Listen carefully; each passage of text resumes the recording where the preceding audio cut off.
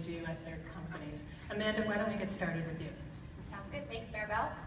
My name is Amanda Kalo. I'm the CEO and founder of a company called 6Sense. We are a big data predictive intelligence solution for B2B marketing and sales.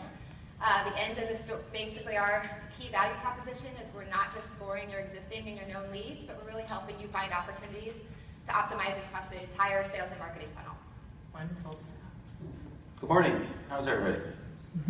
Cool. I see you're all on your laptops working hard. We'll talk about that actually a little bit, about what the role of marketing is here. I'm Scott Broomfield. I'm the Chief Marketing Officer of Xactly Corporation. We like to say that we inspire performance by ensuring that the workforce becomes engaged. And the way that you get engaged is to make sure that everything that happens in the company, all the alignment of the employee activities to the goals, and the way we do that is through incentives. And we have paid out over $10 billion of incentive payments in the last 2 years. We've implemented 16,000 plans across the world. And with that, because we are a multi-tenant SaaS company, we have all the data about what plans work and what plans don't work. So one of our key products is a product called Insights, where you go in and say, here's how we're doing it. How are we compared to my industry peer group, to benchmarks, so that you can get to best in class and actually get the result that you want, which is to get everybody doing the right thing at the right time. You know, Scott, let's start with you. The role of the CMO has changed dramatically in the past 5 years as a result of technology. And we really talk about CMOs really being digital people at this point, really focusing on that. Can you tell me how the role has changed in your opinion? So a show of hands, how many think the role's changed fundamentally in the last 5 years? So that's interesting. That's only about, it's hard to see, but it's only about a third of the group. So I'm going to speak not to that third, I'm going to speak to the other 2/3 that don't think it's changed. It's fundamentally changed. I've heard some statistics around the conference, some statistics that Amanda and I have both seen. About 67% of the purchase decision is now made before a salesperson ever gets on the phone. So the very first thing that has happened is the role of marketing is fundamentally different from creating top of funnel and expecting people to kind of push themselves naturally through it. The role now extends all the way to the point, I use this analogy in my company all the time, my job fundamentally is to create sales qualified pipeline. So if I'm holding that baton of that prospect, the salesperson has to grab it from me and says, this is an actual qualified lead. So it's no longer about just creating top of funnel. It's about making sure that you do top of funnel, mid funnel, and bottom of the funnel so that you get the highest quality lead flow. That's the first thing that's changed. Which means, by the way, that there's tight alignment between marketing and sales, better than ever before. If you don't have alignment with your sales organizations, there's something fundamentally wrong. The second thing is with technology, it is all becoming data-driven. We have more information at our fingertips than we ever had before. We'll talk a little bit about the particulars here, but I want to extend it out to what I call predictive intelligence, which I think is the next big wave. And then the third thing that's fundamentally changed is you no longer have to be experts at the creativity because of the technology, you have the ability to A/B test everything you do, split test everything that you do. Keep trying and experimenting and trying and experimenting and let the data tell you which way to go. So you need to keep that creativity in your organization, probably more so than ever before because you're iterating all the time. And then you have to be really analytic. And therefore you have to kind of have both the left brain and the right brain in order to make it work effectively. Now, you've actually really captured the concept of really using the data. And I know we've talked to marketing about using data for a long time, and now we have more data. How did you two find each other? Because you deal a lot with data, and I'm sure there were a lot of choices, and I know you've been very actively pursuing different solutions, almost ahead of the problem in some way. How did you find it? Yeah, sure. So I'll just give a quick little backstory on how we got started. So we were 5 years building our product based on a real customer need. So we were a big data services company for 14 years. Cisco was the customer for 10 years. We had an idea 5 years ago that we had their sales data, we had marketing automation data, we had a ton of third-party data, bringing this together, and how can we use this data to drive their business forward and look at patterns of behavior of customers that have purchased to find new customers. So when we had that aha moment at Cisco where I'll never forget the day that I delivered the results to a few VPs that were sitting around a table, and one of them stood up and said, Amanda, do you know what you're doing? And I said, yeah, I'm predicting your sales. And she said, no, you're not predicting our sales. You know our customers are going to buy before they even know they're going to buy. And the conversation went to, let's send them POs before they're even there. And that got us really excited. And I knew that we had something. I knew we were onto something. So then I went out and sought venture funding and said, this is no longer a services company. We need to do something more to build a product company. And in that process is how I met Scott. And when I was early, before we were even funded, one of the VCs who we were looking at a term sheet from connected us together. And I think she was vetting whether or not, our technology with Scott as a CMO, a potential buyer. And I was incredibly excited to work with Scott for one major reason, is that his company is a growth stage company. We have proven it with 9 other big B2B enterprise companies that have tons of data. They were creating a new market, creating a space. Could we use predictive intelligence for that type of company as well? So just following on that, because then I'll sort of take the baton. So Amanda made a fairly bold claim that she could predict my sales. That sounded pretty exciting to me. I tend to be pretty innovative on the software line. I will go to beta test almost anything if it sounds interesting. So what we did, one of the things that we did was we took all of the people that were known to us already in our database, and we ran the model through the 6SI thing to determine where behaviorally were the people. Were they just interested? Were they considering? Were they in a decision mode, or were they in a purchase mode? And I'll let Amanda talk about the particulars here. And what we did is we correlated what Amanda's technology or software said, what they thought was in purchase mode, compared it to what we thought was in a sales cycle. And I just want to get a couple of shout outs. What percentage correlation do you think we get? 25? 10% correlation? 25%? Any hands at 50%? No hands. One hand. One hand. 74%. Because I used to be the chief financial officer of Xactly a few years back, and they moved me into this new role. I don't know if that was a promotion or demotion. I'm not sure which way that goes, but I kind of need to get it, sort of prove it to me, sort of thing. And when I saw that, I fell out of my chair. I said, man, we know those are in purchase cycle, and the system said that they should be in a purchase cycle.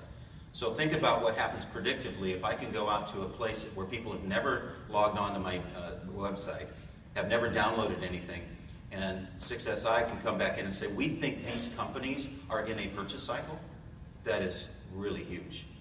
And I think the big thing with that too is, and the reason we're able to do that, is all that matters. It's actually really simple. So if you think about the world we live in this complex world of data. You guys are all on your computers, on your laptops, on your screens, right?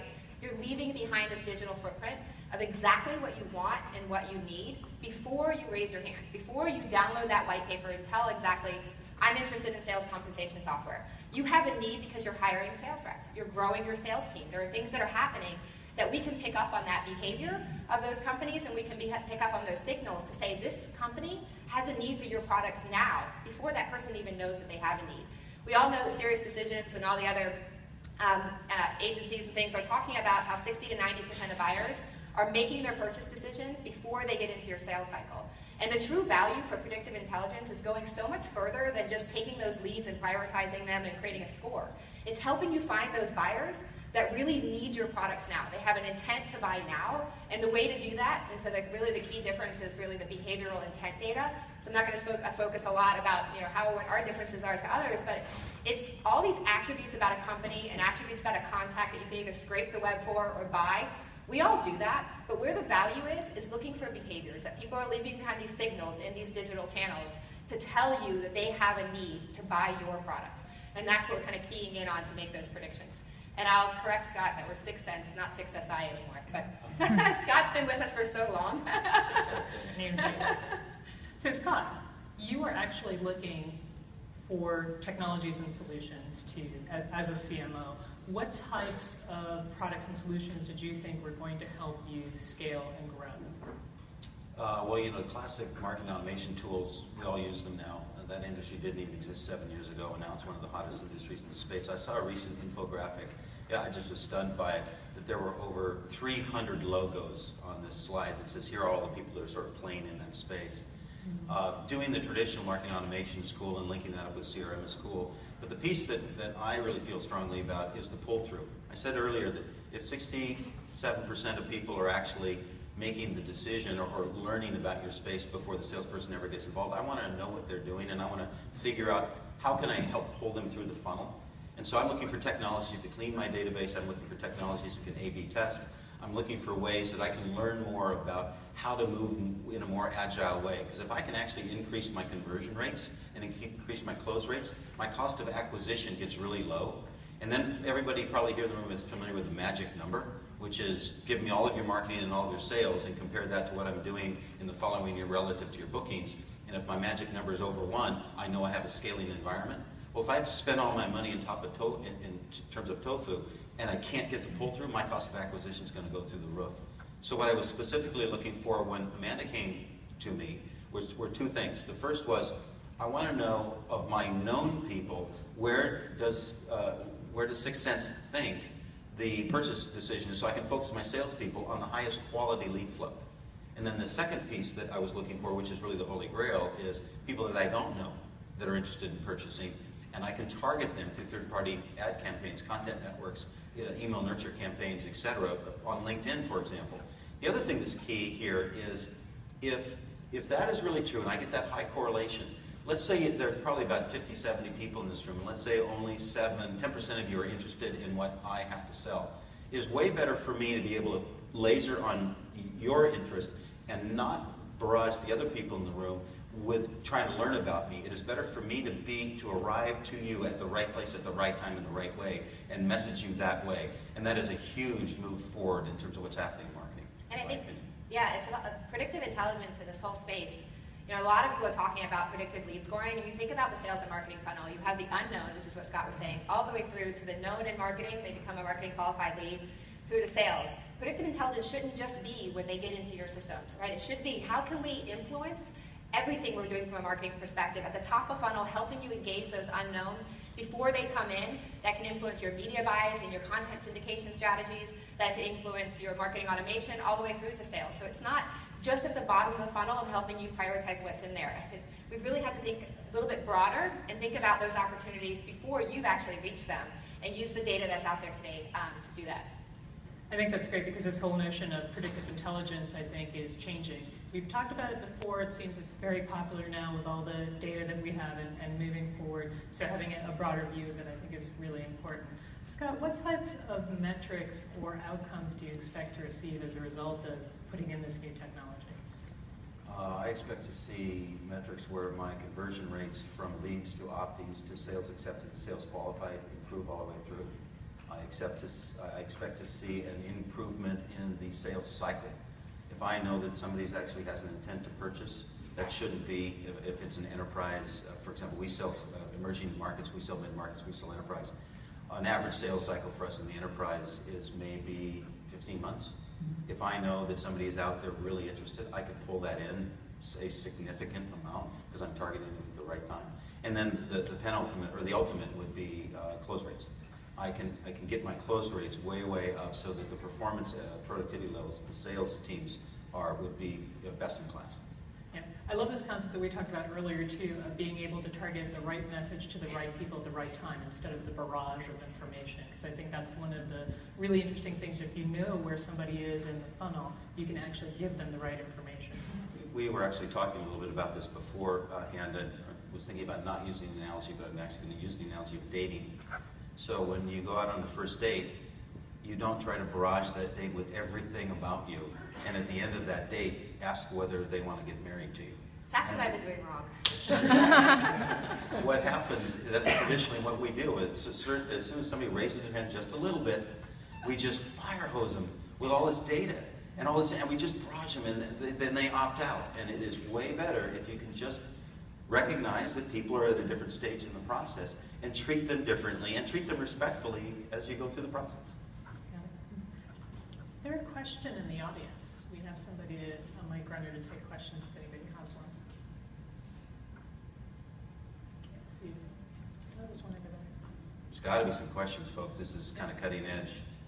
So when you say we like go and find that correlation, who is we? Like, what does that team look like?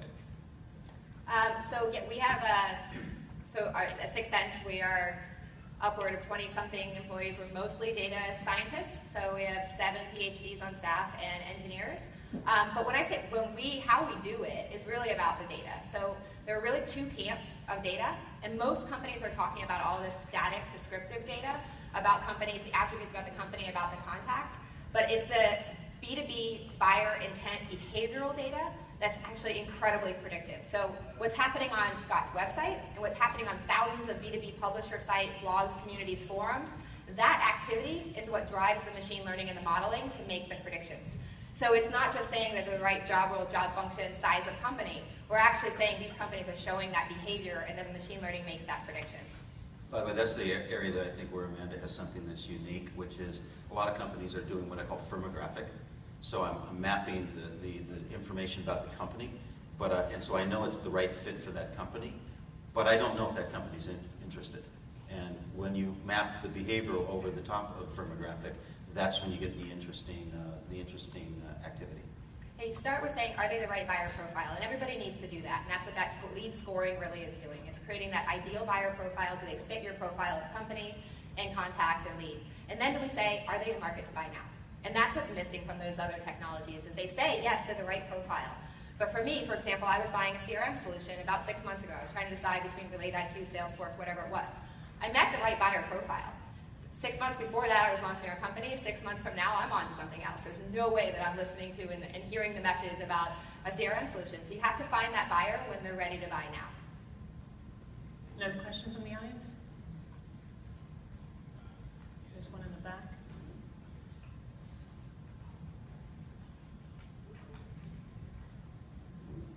Hi, this is a question for 6Sense. I'm just curious if you could share with us what the minimum threshold of data that you need in order to make those predictions.